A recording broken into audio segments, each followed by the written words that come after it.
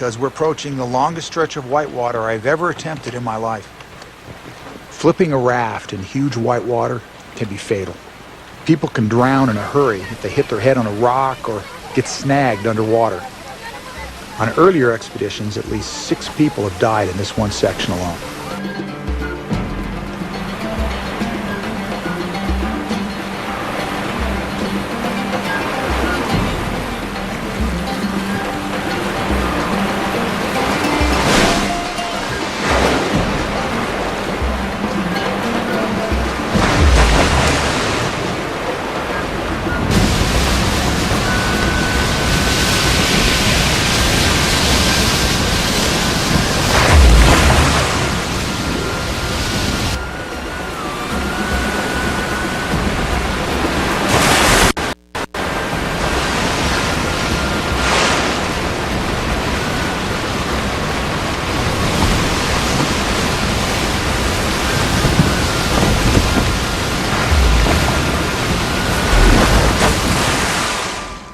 That morning, Michel steered his raft right into my worst nightmare.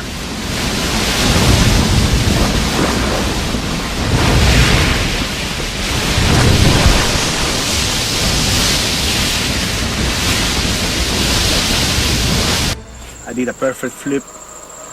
Everybody, the 3 of us, went into the water.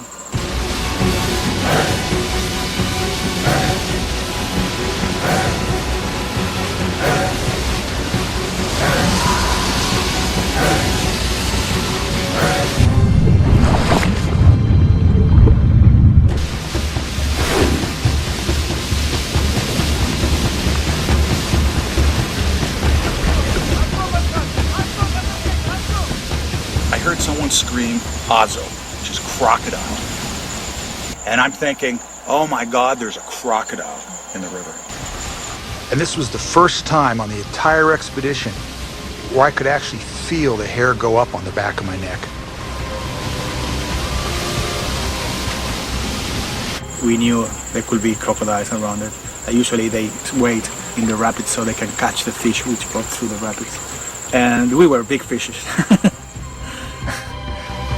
Everyone in Michel's boat is lucky to be alive. We'll be able to come down and go through here, but I think it's safe. Yeah, I don't know. The run out isn't too bad. So. No, it doesn't.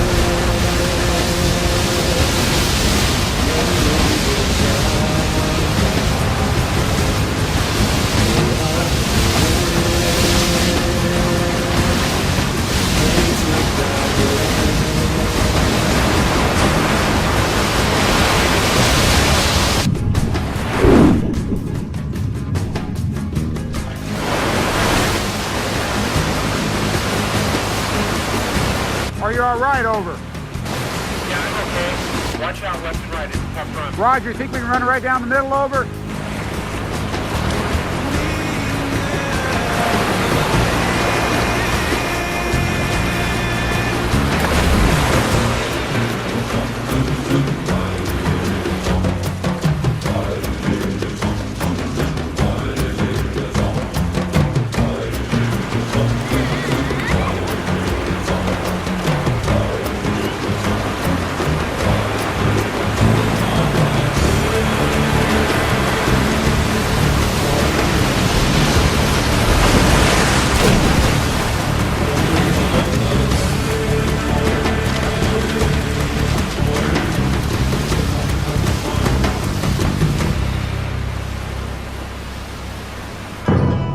That night, we camped right at the border of Sudan. It's a dangerous place. Saskia, Miriam, and Mohammed are terrified about crossing into a country where civil war has been raging on and off for almost 20 years. They'll leave us here and rejoin us later in Khartoum. As soon as we crossed the border, Gordon and I took off exploring Sudan, the most mysterious country on the Nile.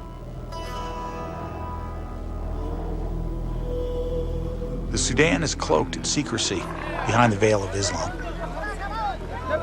When we came across a camel market, we were a little bit apprehensive at first, but we decided to go for it. How often do you get to bid at a camel auction?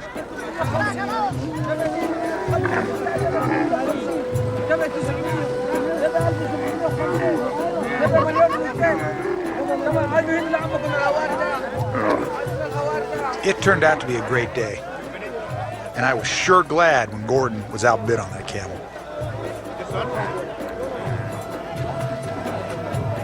Even mad dogs and Englishmen don't come out in this type of heat. 115 degrees in the shade was normal.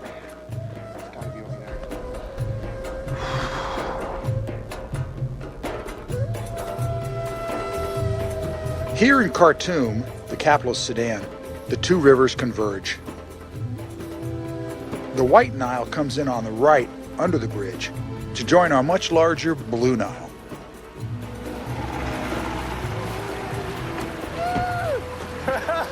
It was great to have the team back together again. War and violence are widespread in the Sudan, and yet we never once ran across a single militant extremist. Here we were surrounded on all sides by happy, good-hearted Muslim people giving us the warmest of welcomes. And they were amazed at how far we'd traveled down the Nile. Pasquale, how did you say hello? Hello. Hello. We're heading for the ancient city of Meroe, one of the Nile's best-kept secrets.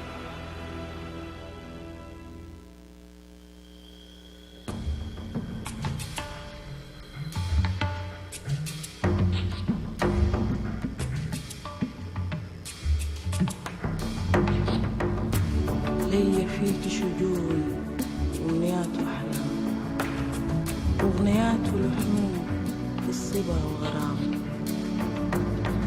أهلي فيك يا نيل مخلصين وكرام للحزين ماسحين دمعة الآلام.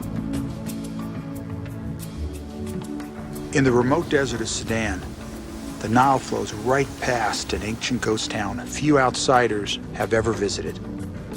We're among the lucky few.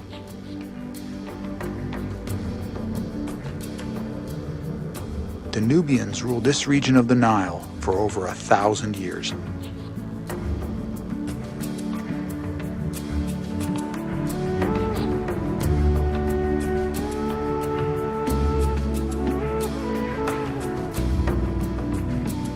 Over 2,000 years ago, these pyramids of Meroe were surrounded by forests.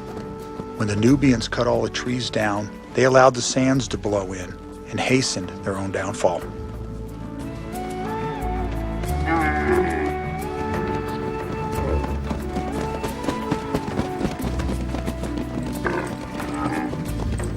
I feel the loss of a great civilization and the loss of the forests. The systems that support life are so fragile. If we don't nurture them, they turn to sand and dust.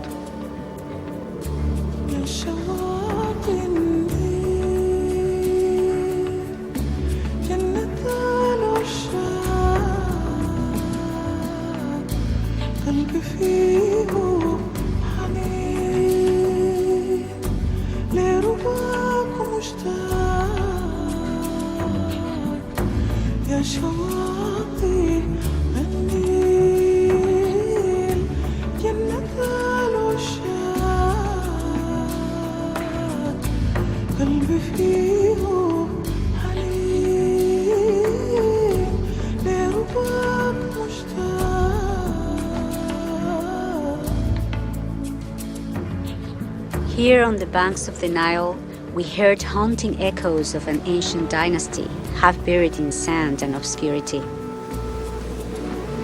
Why, when the Egyptian pharaohs are so revered, do the Nubians still languish in the shadows of history? It's the greatest mystery we've encountered along the Nile. Sudan proved to be full of surprises.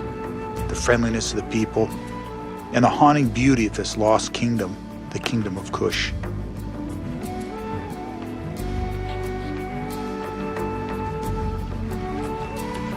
Near the border of Sudan and Egypt, the Nile River flows into Lake Nasser. A fishing boat captain warned us that we'd never get across Lake Nasser safely in our tiny rafts.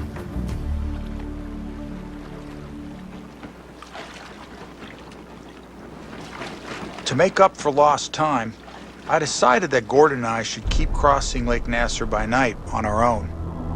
Big mistake. A huge windstorm came up out of nowhere.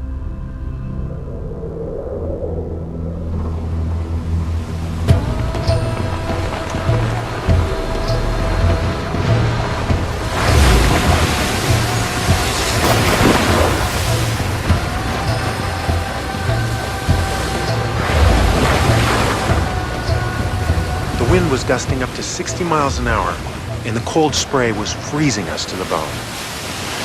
We were 10 miles from shore.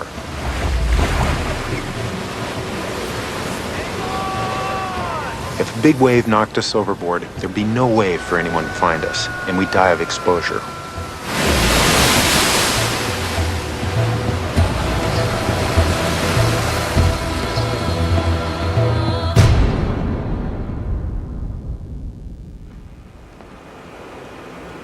Pasquale was in bad shape.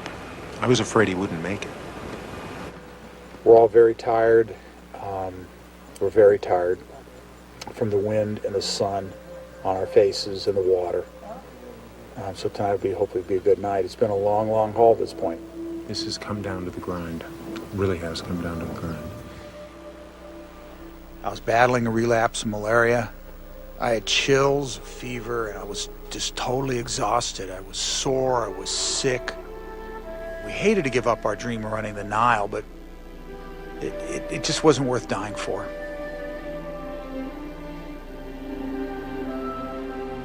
But the next day, I was revived by a pharaoh's dream and a remarkable survival story.